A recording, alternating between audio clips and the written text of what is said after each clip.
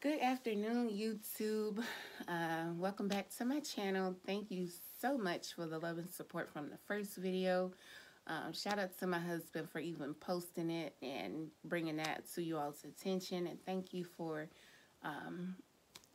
indulging in it, because honestly, the journey so far has not been easy, but I did want to put it out there just in case other females or males were looking into going this route with the procedure.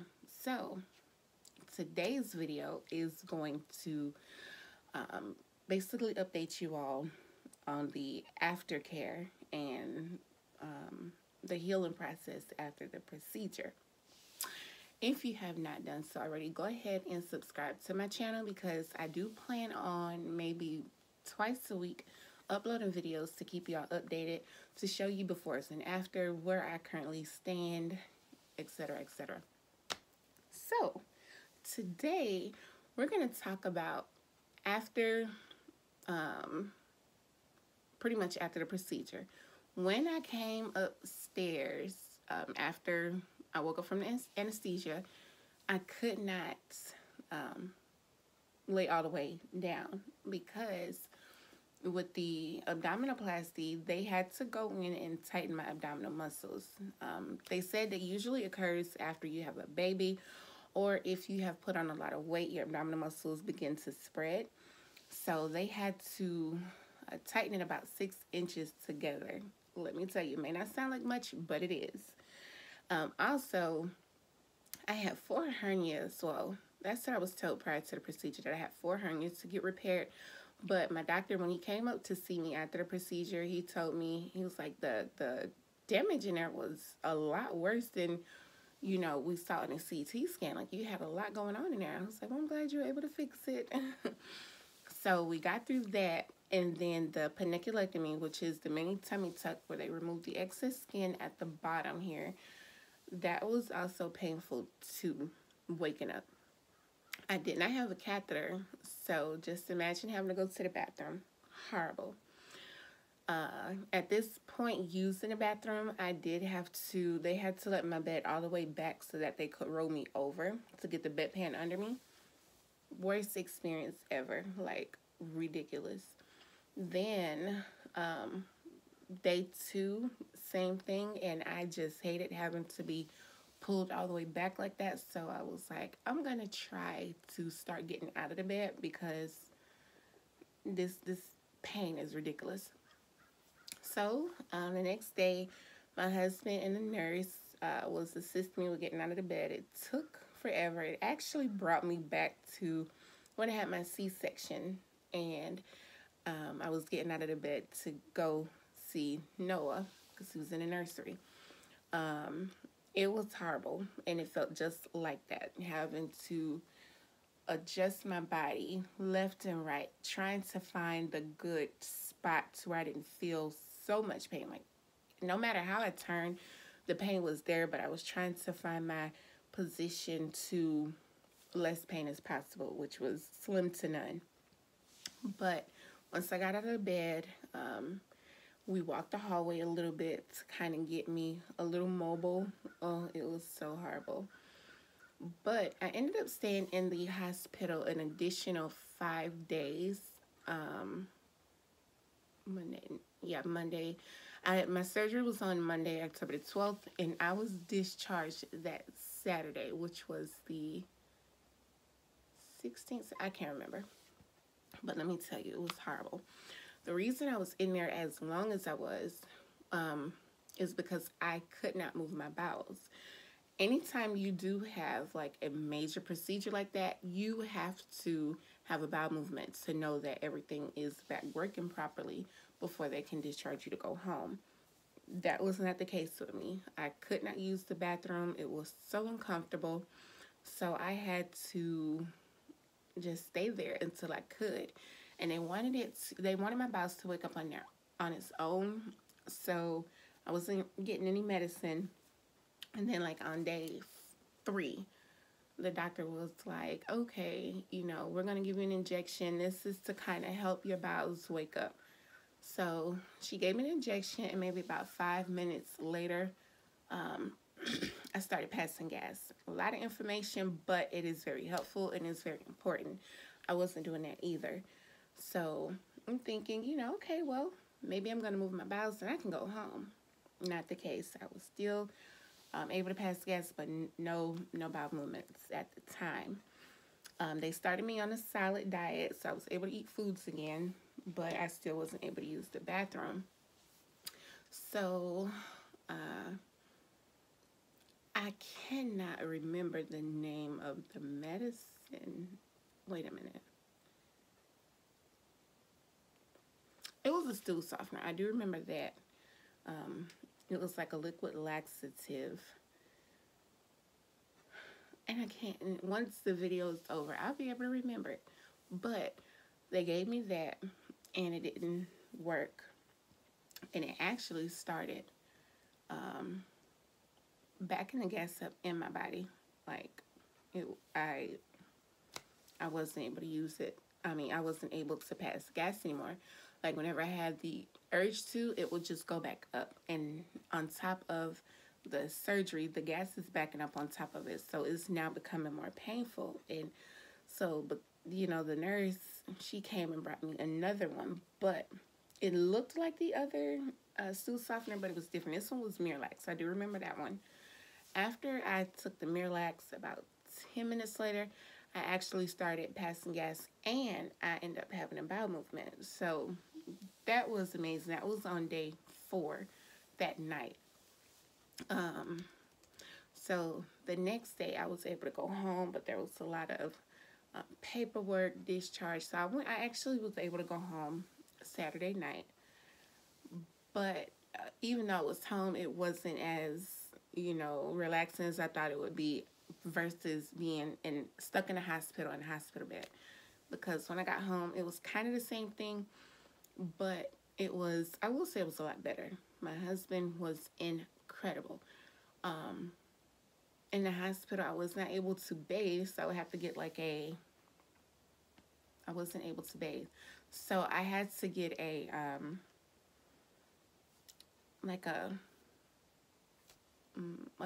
body wipe down, I guess.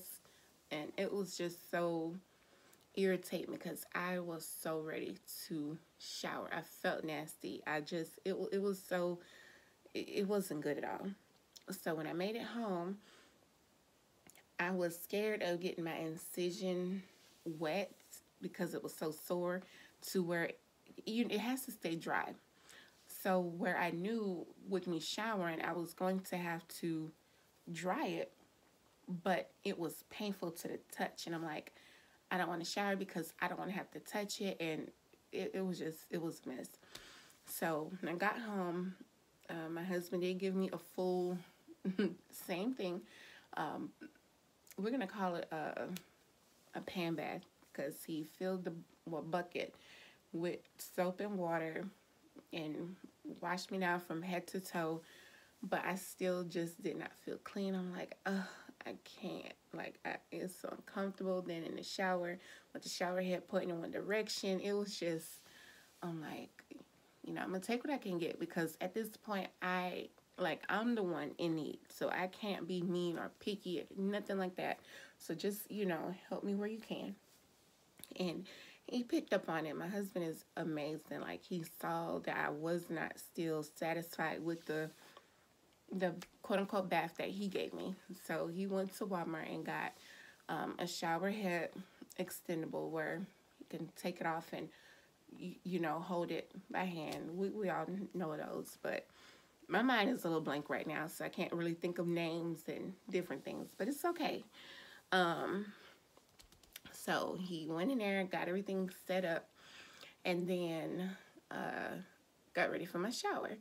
Now, the hardest part of it for me was the mental part, because the entire time that I'm out of the hospital, I have to wear this thing.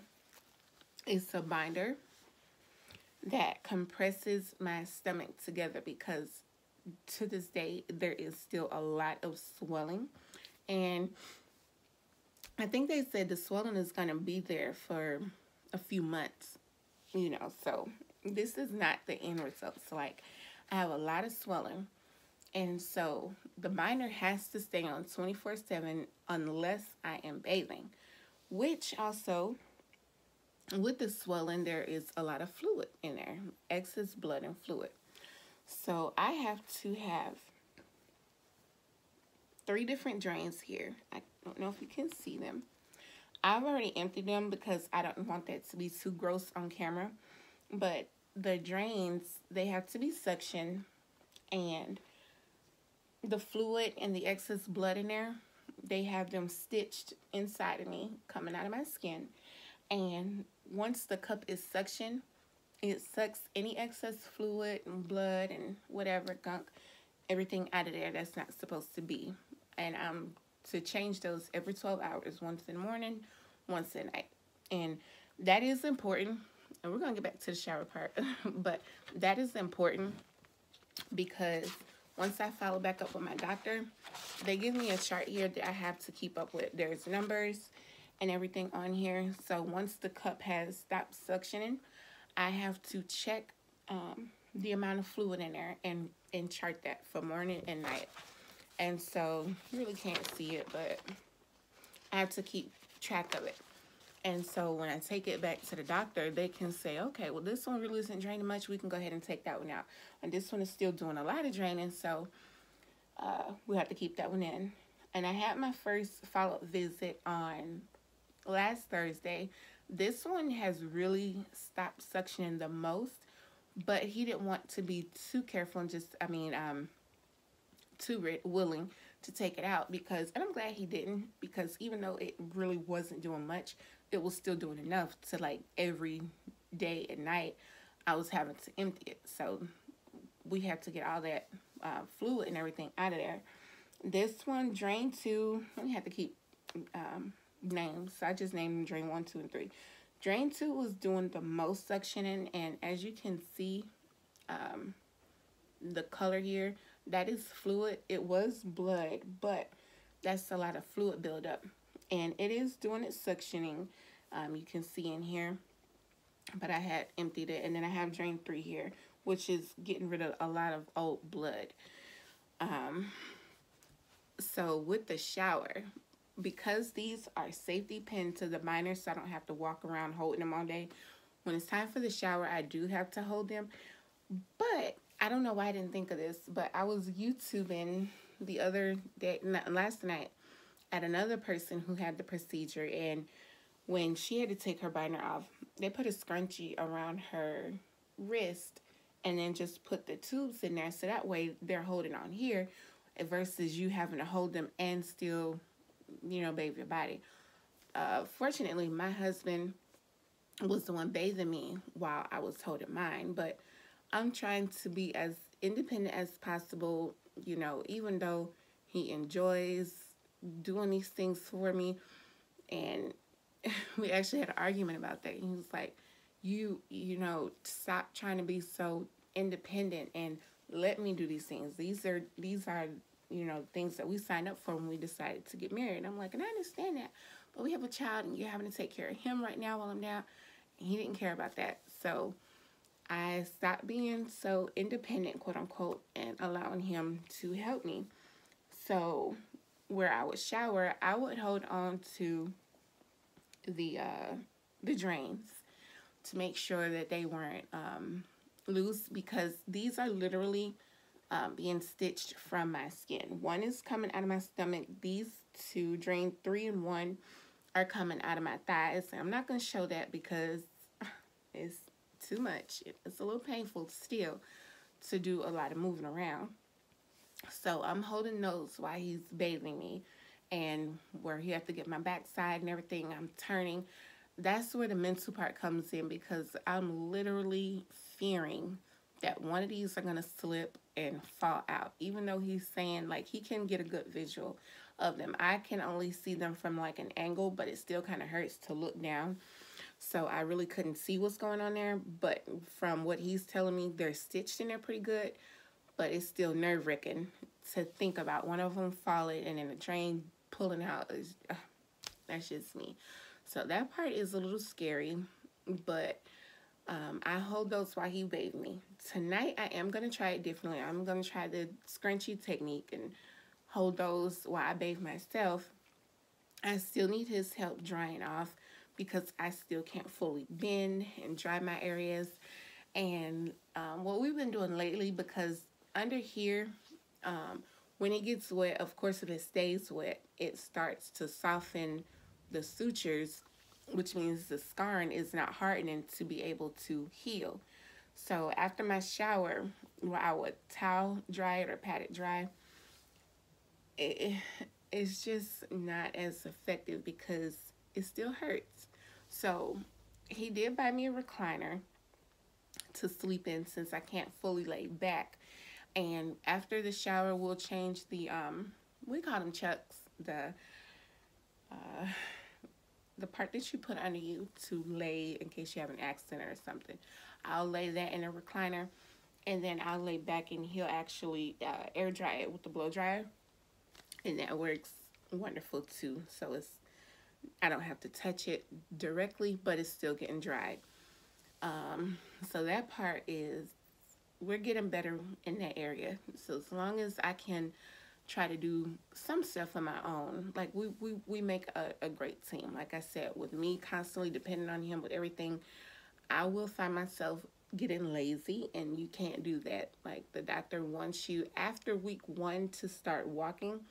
This is week 3 for me. So I have been moving around, doing laundry. Well, when I say doing laundry, he will wash the clothes and dry them, and once he takes them out, I'll go ahead and fold them up. And if it's areas that are kind of up, like the drawers, I will put the clothes in the drawers, like Noah's underclothes, and I'll put our clothes in our closet once they're folded. The towels, I can put those in the bathroom in their area. But as far as bending down, pulling the clothes out, and putting them on top of the dryer, and, to do those things, I still haven't made it there. That's too much bending and stretching. My doctor told me that they don't want me picking up anything over 5 pounds. I'm pretty sure that was just the first week. I'm not sure. So I have been following that rule. Some things that I feel isn't 5 pounds, I'll go ahead and pick up or whatever. And then I'm like, okay, this may have been a little more than 5 pounds. So I still have been following the doctor's order in that area. And it's very important because you do not want to pull anything and end right back up in the hospital, and then you're starting this process all over again. So I have been doing everything that the doctor has pretty much told me to. We did get a treadmill yesterday. So that was my first time on it. I walked for 10 minutes, but it was at 0.5 speed. Like, we're not going to overdo this thing, because even with me getting up, moving around the house, I still move like a turtle. And not, by choice. It's because I literally cannot move fast. It hurts once I stand up. Not necessarily just hurt, but a lot of discomfort. So when I stand up, I'm still hunched over, and I'm moving like a snail, and it's horrible.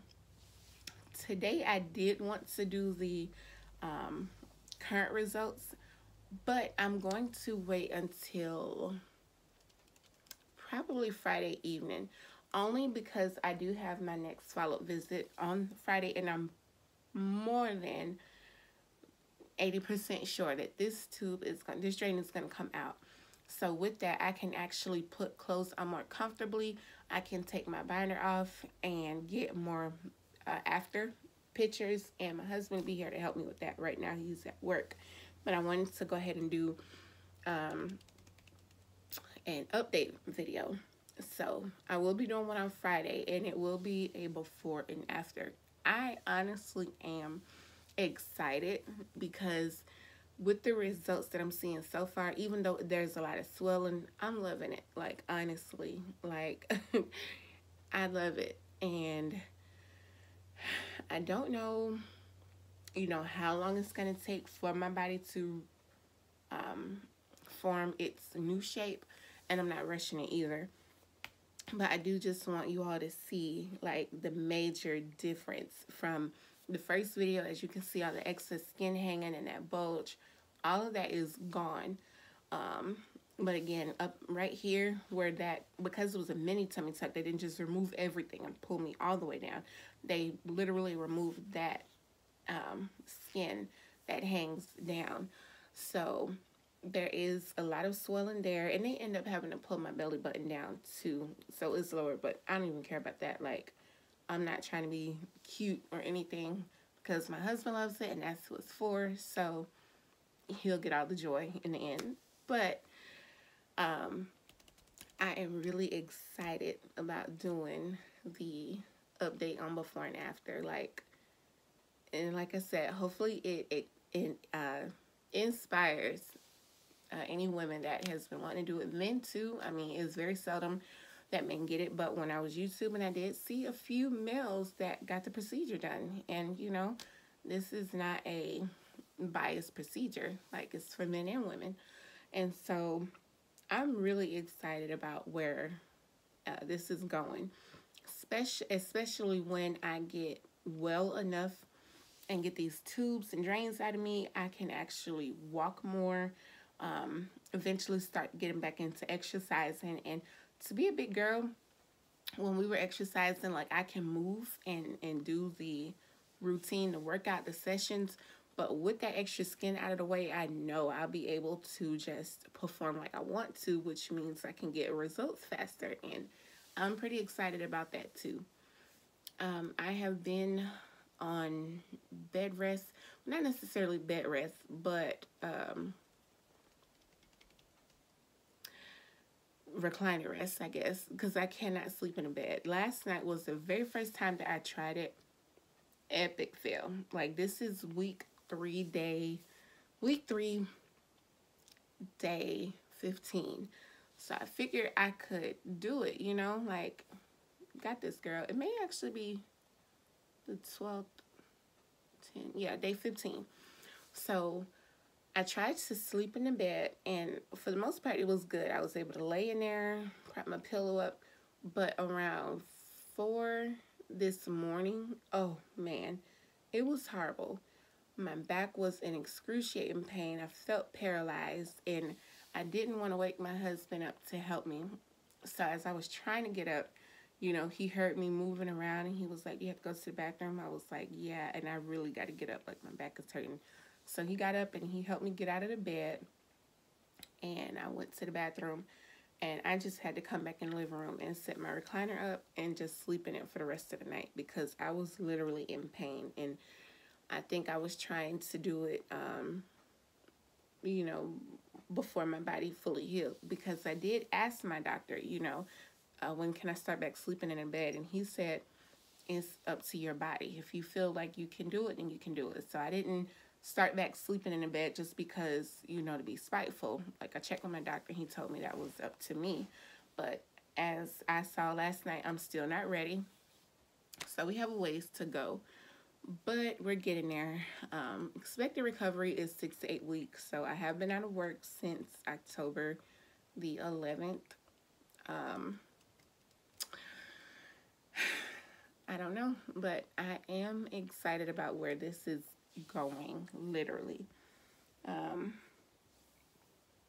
The drains are the worst, I would say, because I have to be extremely cautious when I'm sitting down or standing up to make sure I'm not sitting on the drain, or the drain is not tucked under one of the cushions, so that when I stand up, it's pulling. This one actually has disconnected, but from the suctioning part, not my skin part, thank God. So once I can get these removed, at least this one, so I don't have to worry about them on both sides. Pretty sure that they're not going to take all 3, but I do know they're going to take this one, so I don't have to be as, I'm still going to be cautious, but it doesn't have to be as tense as it has been lately. So I'm going to stop talking and come back on Friday, where I will have some updates. We'll see that this drain is gone, and we'll have some actual pictures of what we're looking like so far. So again, we got 3 drains here. When I come back on Friday, hopefully we only have 2, maybe even 1, but we don't know yet. But these are some of the things to expect. I was hoping that I hit key points. If y'all do have any questions that I didn't hit on today, please make sure you leave comments and questions, and I'll definitely answer them in the next video. Oh, I brought this over here. I'm sorry, it's the last thing. Because when you're in the hospital, after you've had major surgery, abdominal surgery in particular, you have to start exercising your breathing to avoid getting pneumonia. This was very hard, especially on days 1 through 3, because with the procedure, you're having to breathe in and you're using your abdominal muscles to breathe. You use your abdominal muscles for everything. So as I'm breathing, it's getting harder because these are tighter and they're sore. So I couldn't breathe as much, but you have to keep doing it every hour. So I was doing that, and I reached the point to where I can do it and come all the way up. I could only make it to, they are numbered, so they wanted me to make it to at least 2,000. I don't know if you can see that because it's clear, but they wanted me to get to at least 2,000, 1,500, 2,000. I could only get to 1,000 because the pain was just excruciating when I was trying to inhale that deep. But I am where I need to be now. They do let you take that home because you're going to have to keep doing it until you get to that point. And again, that's to avoid getting pneumonia. So if you are looking to have any abdominal surgeries, procedures, anything, these are the type of things you can expect. But going forward, these videos should be fun, still informational, but more of result purposes. And then we'll just keep going together, y'all. Like, thank you so much for the support. Again, if you haven't already, go ahead and subscribe so that you can stay updated with me on this journey, with us on this journey. And I look forward to our next video. Thank you.